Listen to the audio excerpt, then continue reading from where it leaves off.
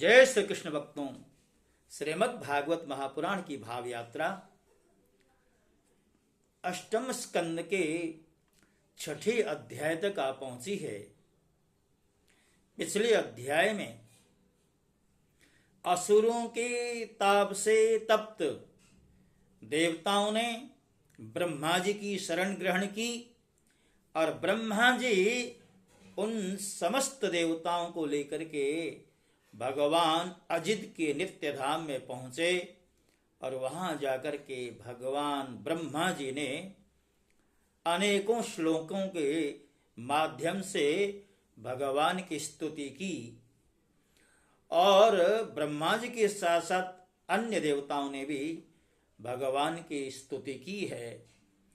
और जैसे ही भगवान की स्तुति की, भगवान उन सब के मध्य में प्रकट हो गए और भगवान के शरीर की या उनके विग्रह की प्रभा ऐसी दिव्य थी कि ऐसा लगता था मानो हजारों सूर्य एक साथ उदित हो गए हों, उग गए हों।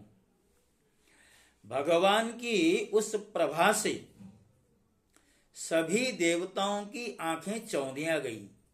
वे भगवान को तो क्या, आकाश, दिशाएं, पृथ्वी और अपने शरीर को भी न देख सके।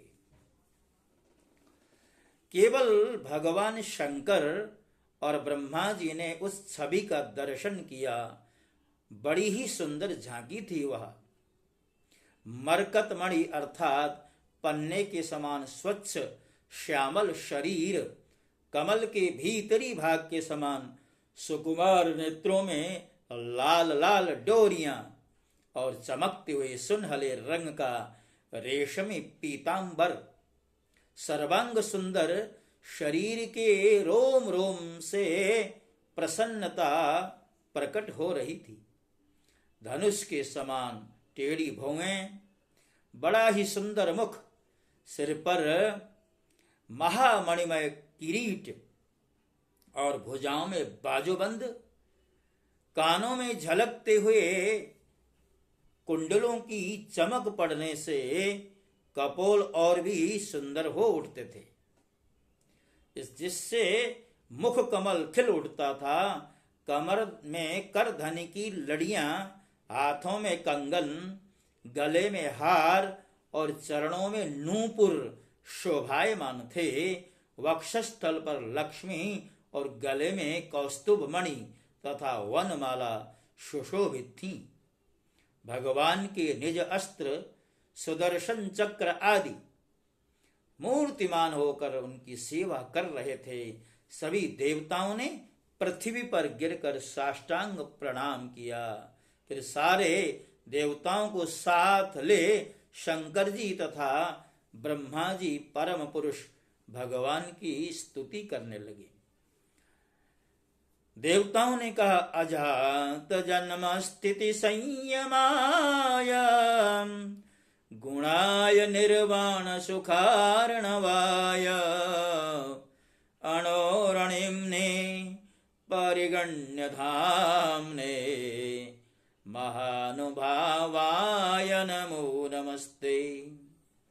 ब्रह्मा जी कहते हैं, जो जन्म स्थिति और प्रलय से कोई संबंध नहीं रखते, जो प्राकृत गुणों से रहित एवं मोक्ष स्वरूप परमानंद के महान समुद्र हैं, जो सूक्ष्म से भी सूक्ष्म हैं और जिनका स्वरूप अनंत है, उन पर ऐश्वर्यशाली प्रभु को हम लोग बार बार नमस्कार करते हैं। हे पुरुषोत्तम, अपना कल्याण चाहने वाले साधक वेदोक्त एवं पांचरात्रोक्त विधि से आपके इसी स्वरूप की उपासना करते हैं।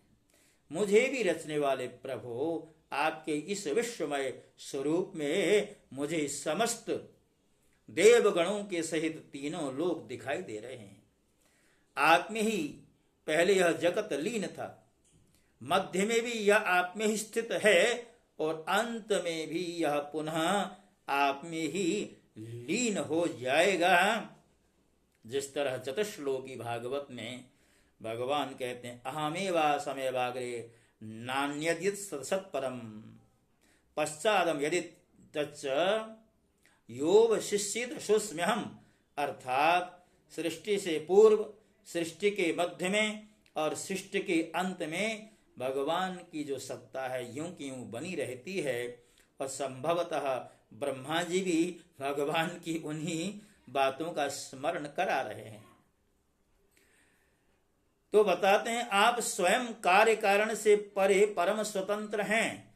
आप ही इस जगत के आदि अंत और मध्य हैं। आप ही इस, और वैसे ही जैसे घड़े का आदि मध्य और अंत मिट्टी ही है, अर्थात मिट्टी का से ही घड़ा बनता है। इसलिए घड़े का जो उपादान कारण है वो मिट्टी है और निमित्त कारण कुम्हार होता है। तो बिना मिट्टी के घड़े का कोई अस्तित्व नहीं, उसी तरह आपके बिना जगत का कोई अस्तित्व नहीं, हम सब का कोई अस्तित्व नहीं। जैसे मनुष्य युक्ति के द्वारा लकड़ी से आग, गौ से अमृत के समान दूध, पृथ्वी से अन्न तथा जल और व्यापार से अपनी आजीविका प्राप्त कर लेते हैं, वैसे ही विवेकी पुरुष भी अपनी शुद्ध बुद्धि से भक्ति योग, ज्ञान योग आदि के द्वारा आपको इन विषयों में ही प्राप्त कर लेते हैं और अपनी अनुभूति के अनुसार आपका वर्णन करते हैं।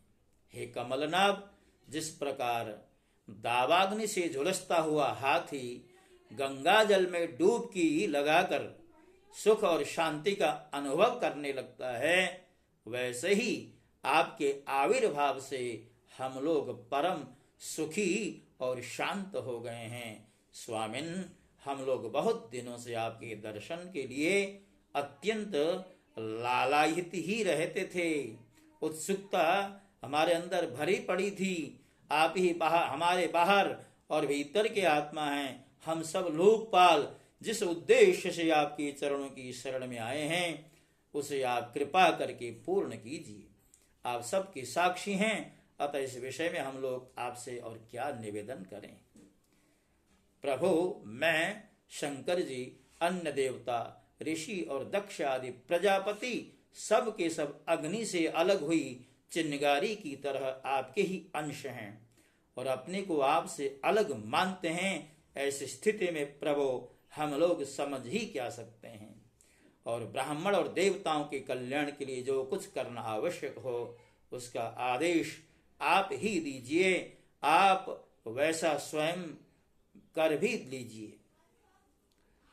हे परीक्षित, समस्त देवताओं के तथा जगत के एकमात्र स्वामी भगवान अकेले ही उनका सब कार्य करने में समर्थ थे, फिर भी समुद्र मंथन आदि लीलाओं द्वारा विहार करने की इच्छा से वे देवताओं को संबोधित करके इस प्रकार कहने लगे। भगवान कहते हैं, हे ब्रह्मा जी, हे शंकर जी और देवताओं, तुम लोग सावधान होकर मेरी सलाह सुनो। तुम्हारे कल्याण का यही उपाय है। इस समय असुरों पर काल की कृपा है, इसलिए जब तक तुम्हारे अभ्युदय और उन्नति का समय नहीं आता तब तक तुम दैत्य और दानवों के पास जाकर के उनसे संधि कर लो। अरयोपि ही संदेया सती कार्यार्थ गौरवे अहि मूषकवद्देवा ह्यर्थस्य पदबिम गतैहि। देवताओं, कोई बड़ा कार्य करना हो तो शत्रुओं से भी मेल मिलाप कर लेना चाहिए। यह बात अवश्य है कि काम बन जाने पर उनके साथ सांप और चूहे का वर्ताव कर सकते हैं। तो एक उदाहरण के द्वारा भगवान देवताओं को ये समझाना चाह रहे हैं। भगवान क्या कहना चाहते हैं? कहते हैं, एक किसी मदारी की पिटारे में सांप बंद था। संयोगवश एक चूहा भी उस पिटारे में जा घुसा। तो सांप ने सोचा, ये जो चूहा है इसके दांत बड़े ही नुकीले और तीखे होते हैं, ये कहीं भी बिल बनाने में कुशल है, तो क्यों न इससे निवेदन किया जाए कि भैया तुम इस पिटारी से बाहर निकलने का रास्ता बना लो, और रास्ता बन जाए तुम और हम दोनों बाहर निकल जाएंगे। और चूहा उस सर्प की बातों में आ गया। चूहे ने बड़े श्रम से मार्ग तैयार किया अपने दांतों से कुतर कुतर के, और अंत में सर्प ने जब देखा बाहर निकलने का रास्ता तैयार हो गया है, निकलने से पूर्व चूहे को निगल गया और निकल पड़ा। संभवतः भगवान ये बतलाना चाह रहे हैं, ये दिखलाना चाह रहे हैं, संकेत में ये बात अपनी कहना चाह रहे हैं, अरे देवताओं चिंता मत करो, तुम समुद्र मंथन का उपक्रम करो, आगे जो कुछ होगा वो मेरे ऊपर छोड़ दो, मैं संभालने वाला हूं। तुम लोग बिना विलंब के अमृत निकालने का प्रयत्न करो, उसे पी लेने पर मरने वाला प्राणी भी अमर हो जाता है। पहले क्षीर सागर में सब प्रकार के घास, तिनकी, लताएं और औषधियां डाल दो। फिर तुम लोग मंदराचल की मथानी और वासुकी नाग की नीति बनाकर मेरी सहायता से समुद्र का मंथन करो। अब आलस्य और प्रमाद का समय नहीं है। हे देवताओं, विश्वास रखो, दैत्यों को तो मिलेगा केवल श्रम और क्लेश, परंतु फल मिलेगा तुम ही लोगों को। देवताओं, असुर लोग तुमसे जो जो चाहें सब स्वीकार कर लो, शांति से सब काम बन जाया करते हैं। क्रोध करने से कुछ भी लाभ होने वाला नहीं है। पहले समुद्र में कालकूट विष निकलेगा, उससे डरना नहीं। तो सज्जनों, किसी भी कार्य में जब हम प्रवृत्त होते हैं, पुरुषार्थ की सिद्धि में प्रवृत्त होते हैं, हो सकता है कि आरंभ में हमें असफलता मिले। भगवान भी कहना चाह रहे हैं, कालकूट का मतलब क्या? असफलता। किंतु जो असफलता की परवाह किए बिना निरंतर आगे बढ़ते हैं, उन्हें अमृत मिलता है, अर्थात कार्य का, उद्योग का, श्रम का समुचित परिणाम प्राप्त होता है। भगवान ये कहना चाह रहे हैं। अब देखिए, भगवान भी ये कहना चाह रहे हैं कि व्यक्ति को जब भी किसी पुरुषार्थ में जुटना हो, फल की अपेक्षा नहीं रखनी चाहिए। आप अपना कार्य कीजिए, कर्मण्येवाधिकारस्ते मा फलेषु कदाचन। आपका कार्य है कार्य का संपादन, बाकी उसके फल की इच्छा आप बेशक न रखें, किंतु भगवान ये देखते हैं कि इस व्यक्ति ने श्रम किया है और श्रम का तो परिणाम मिलना ही चाहिए, क्योंकि ऐसा नहीं होगा तो फिर कर्म की और किसी की भी प्रवृत्ति नहीं हो। सुखदेव जी कहते हैं, परीक्षित, देवताओं को यह आदेश देकर पुरुषोत्तम भगवान उनके बीच में ही अंतर्धान हो गए। वे सर्वशक्तिमान एवं परम स्वतंत्र जो थे, उनकी लीला का रहस्य कौन समझ सकता है। उनके चले जाने पर ब्रह्मा और शंकर जी ने फिर से भगवान को नमस्कार किया। वे अपने अपने लोक को चले गए। तदनंतर इंद्रादि देवता राजा बलि के पास गए। देवताओं को बिना अस्त्र शस्त्र के सामने आते देख दैत्य सेनापतियों के मन में बड़ा क्षोभ हुआ। उन्होंने देवताओं को पकड़ लेना चाहा, किंतु दैत्यराज बलि संधि और विरोध के अवसर को जानने वाले एवं पवित्र कीर्ति से संपन्न थे। उन्होंने दैत्यों को वैसा करने से रोक दिया। इसके बाद देवता लोग बलि के पास पहुंचे। बलि ने तीनों लोकों को जीत लिया था। वे समस्त संपत्तियों से सेवित एवं असुर सेनापतियों से सुरक्षित होकर अपने राज सिंहासन पर बैठे हुए थे। बुद्धिमान इंद्र ने बड़ी मधुर वाणी से समझाते हुए राजा बलि से वे सब बातें कहीं जिनकी शिक्षा स्वयं भगवान ने उन्हें दी थी। वह बात दैत्यराज बलि को जच गई। वहां बैठे हुए दूसरे सेनापति शंबर, अरिष्टनेमि और त्रिपुर निवासी असुरों को भी यह बात बहुत अच्छी लगी। तब देवता और असुरों ने आपस में संधि समझौता करके मित्रता कर ली। हे परीक्षित, वे सब मिलकर अमृत मंथन के लिए पूर्ण उद्योग करने लगे। इसके पश्चात उन्होंने अपनी शक्ति से मंदराचल को उखाड़ लिया और ललकारते तथा गरजते हुए उसे समुद्र तट की ओर ले चले। उनकी भुजाएं परिघ के समान थी, शरीर में शक्ति थी और अपने अपने बल का घमंड तो था ही, परंतु एक तो वह मंदर पर्वत ही बहुत भारी और दूसरे उसे ले जाना भी बहुत दूर था। इससे इंद्र बलि आदि सब के सब हार गए। जब ये किसी प्रकार भी मंदराचल को आगे न ले जा सके, तब विवश होकर उन्होंने उसे रास्ते में ही पटक दिया। वह सोने का पर्वत मंदराचल बड़ा भारी था। गिरते समय उसने बहुत से देवता और दानवों को चकनाचूर कर डाला। उन देवता और असुरों के हाथ, कमर और कंधे टूट ही गए थे और उसके साथ साथ मन भी टूट गया।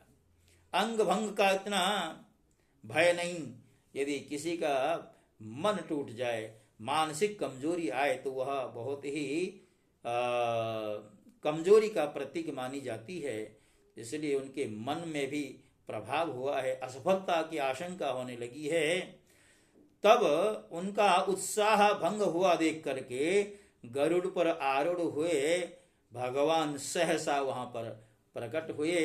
उन्होंने देखा कि देवता और असुर पर्वत के गिरने से पिस गए हैं, अतः उन्होंने अपनी अमृतमयी दृष्टि से देवताओं को इस प्रकार जीवित कर दिया, मानो उनके शरीर में बिल्कुल चोट ही न लगी। इसके पश्चात उन्होंने खेल ही खेल में एक हाथ से उस पर्वत को उठाकर गरुड़ पर आरूढ़ किया, स्वयं भी सवार हो गए और फिर देवता और असुरों के साथ उन्होंने समुद्र तट की यात्रा की। पक्षीराज गरुड़ ने समुद्र के तट पर पर्वत को उतार दिया और फिर भगवान के विदा करने पर गरुड़ जी वहां से चले गए। पर्वतराज को समुद्र के तट पर स्थापित तो कर दिया, उसके पश्चात क्या हुआ, वो सारा जो वृत्तांत है वो अगले अध्याय में दिया गया है। भक्तों, जैसा कि मैं बार बार आपसे निवेदन करता हूं, हमारा जो संकल्प है प्रतिदिन एक अध्याय को श्रृंखलाबद्ध तरीके से आपके समक्ष प्रस्तुत करना है। तो इस दिशा में हम धीरे धीरे ही सही आगे बढ़ रहे हैं। आज अष्टम स्कंद का जो छठा अध्याय, यहाँ तक का प्रसंग आपके समक्ष आपकी सेवा में रखने का सौभाग्य प्रभु की कृपा से हमें प्राप्त हुआ है। और आगे जो कुछ भी होने वाला है वो अगले अध्याय में आपके समक्ष रखा जाएगा। तब तक के लिए आपसे विदा होता हूँ।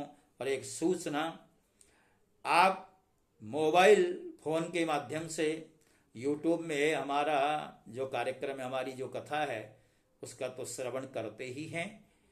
और उन लोगों के लिए खास करके निवेदन जिनके घरों में स्मार्ट टीवी लगे हैं, और स्मार्ट टीवी में YouTube तो आता ही है, और YouTube में जब आप शास्त्री प्रेम नारायण यह नाम सर्च करेंगे तो वहाँ पर हमारा जो भी कोई कार्यक्रम है, क्योंकि हमारे चैनल का नाम ही शास्त्री प्रेम नारायण है, तो उसको आप जैसे ही क्लिक करेंगे तो वहाँ पर हमारे सारे कथा प्रसंग प्रकट हो जाएंगे। आपको जो भी प्रसंग सुनना हो आप सुन सकते हैं, इसका लाभ ले सकते हैं। इन्हीं कामनाओं के साथ एक बार पुनः चैनल की प्रशस्ति के लिए, चैनल को बढ़ाने के लिए आपसे चैनल को सब्सक्राइब करने और अपनों से कराने के निवेदन के साथ साथ आपसे विदा होता हूँ। जय श्री कृष्ण। ओम नमो भगवते वासुदेवाय।